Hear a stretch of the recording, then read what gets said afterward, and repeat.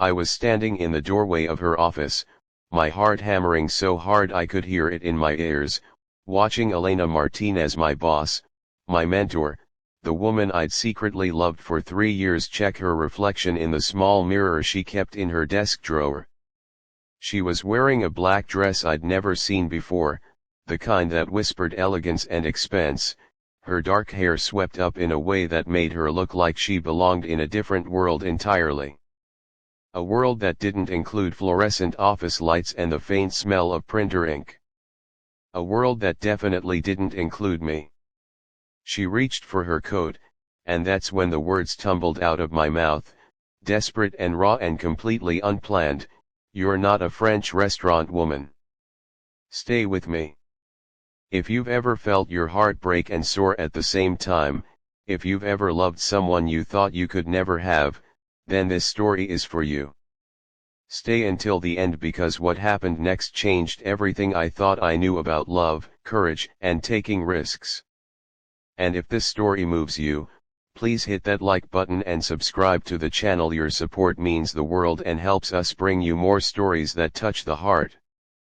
The moment those words left my lips, Elena froze.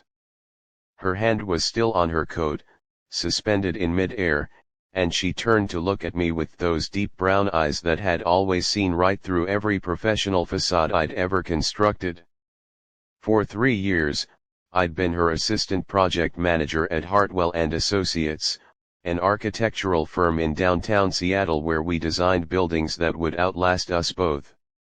For 3 years, I'd watched her pour her soul into blueprints and client meetings, working twice as hard as any man in the office to prove she deserved her position.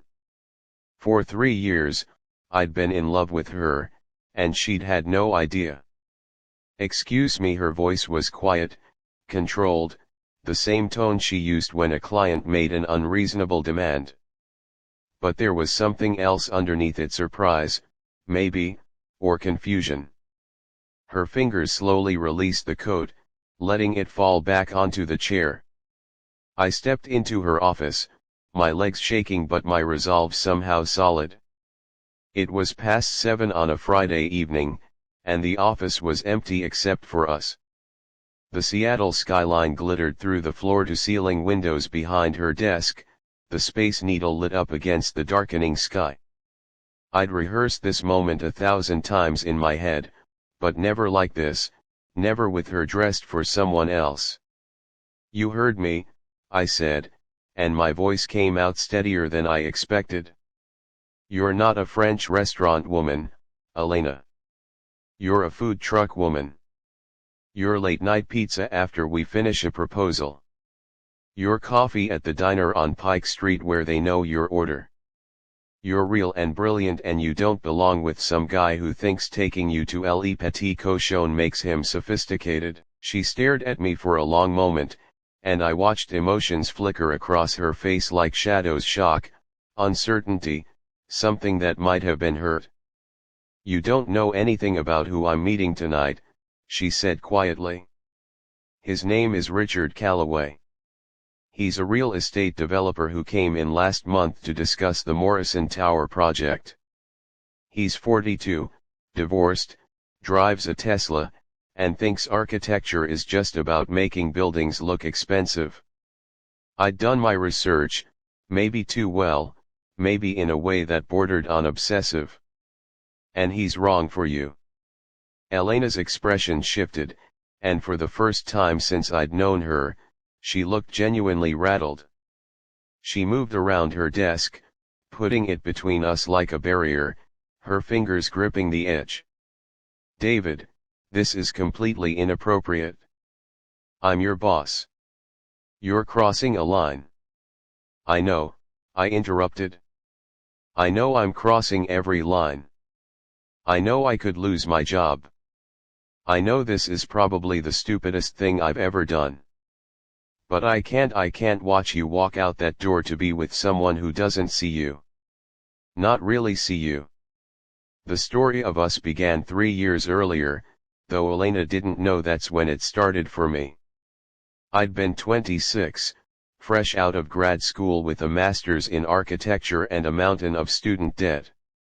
Hartwell and Associates was my dream job, and my first day, I'd walked into the conference room for orientation and seen her. She was 31 then, already a senior project manager, presenting a waterfront development proposal with such passion and precision that I forgot to breathe. She talked about buildings as living things, about how architecture could heal communities or harm them, about responsibility and vision and creating spaces where people could become their best selves. After that presentation, I'd approached her, probably too eagerly, and told her I wanted to work on her team. She'd smiled, God, that smile, and said, "Then you better be ready to work harder than you've ever worked in your life." I was assigned to her the following week, and she was right. Elena Martinez demanded excellence, but she also taught it. She spent hours mentoring me, refining my designs, pushing me to think beyond aesthetics to purpose.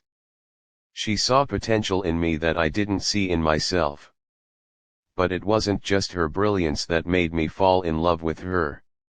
It was the small moments. It was the way she brought coffee for the whole team when we were pulling all-nighters, how she always remembered everyone's birthdays, how she fought like hell for her people when upper management tried to cut our budgets or timelines. It was finding her crying in her office after she learned that one of our community center projects had been defunded, and the way she wiped her tears and said, "Then we find another way. We always find another way." It was also the way the world treated her. I watched male clients dismiss her ideas only to praise them when a male colleague repeated them verbatim. I saw her being paid less than men with half her experience. I witnessed the senior partners take credit for her innovations while simultaneously questioning whether she was too emotional for leadership. And through it all, she maintained her grace and her standards, never letting them make her smaller, never giving them the satisfaction of breaking her. I fell in love with her resilience. I fell in love with her laugh, which was rare but transformative when it appeared. I fell in love with the way she sketched buildings freehand during brainstorming sessions, her pencil moving with the same fluid confidence she brought to everything. I fell in love with how she could talk for hours about urban sustainability and green spaces and architecture as social justice. I fell in love with the woman who existed beneath the professional armor she wore to survive in this industry.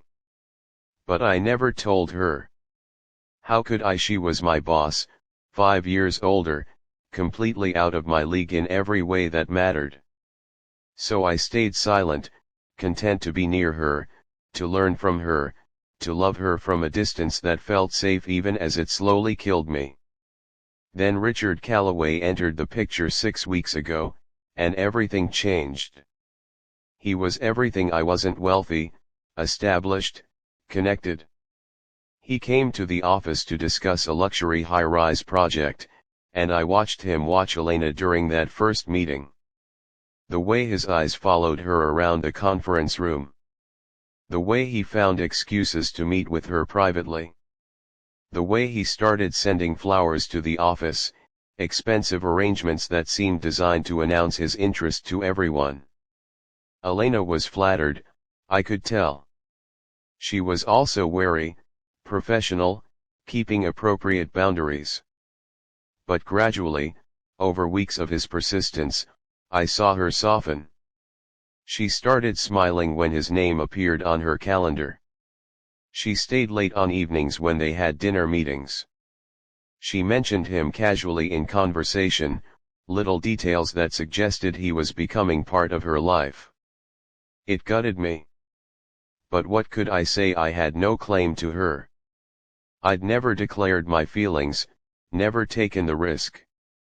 I told myself to be happy for her, that she deserved someone who could give her the world, that my feelings were my problem to manage.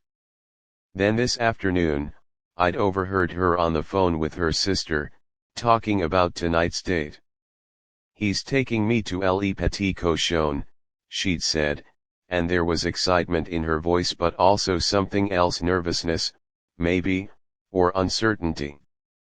I don't know, Maria. I can't quite figure him out. Sometimes he seems so interested in what I do, and other times I feel like he's just waiting for me to stop talking about work so we can discuss something else. But he's successful and charming and he treats me well. Maybe I'm overthinking it, maybe this is just what dating is supposed to feel like when you're in your 30s. That conversation haunted me all afternoon. The idea that Elena might settle for someone who made her doubt herself, who made her feel like her passion for her work was something to apologize for, it was unbearable. By the time 7 o'clock rolled around and I saw her in that dress, something inside me snapped. All the careful professionalism, all the self-preservation, all the fear, it evaporated, and I was left with only one truth: I loved her, and I had to tell her, consequences be damned.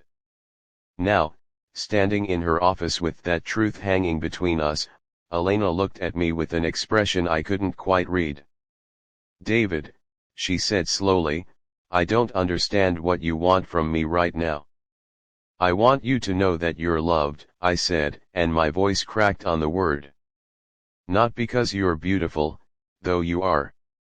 Not because you're successful, though you are. But because of who you are when nobody's watching. Because you're the woman who cries at zoning committee meetings when we get approval for affordable housing projects. Because you're the person who taught me that architecture isn't about ego, it's about service. B.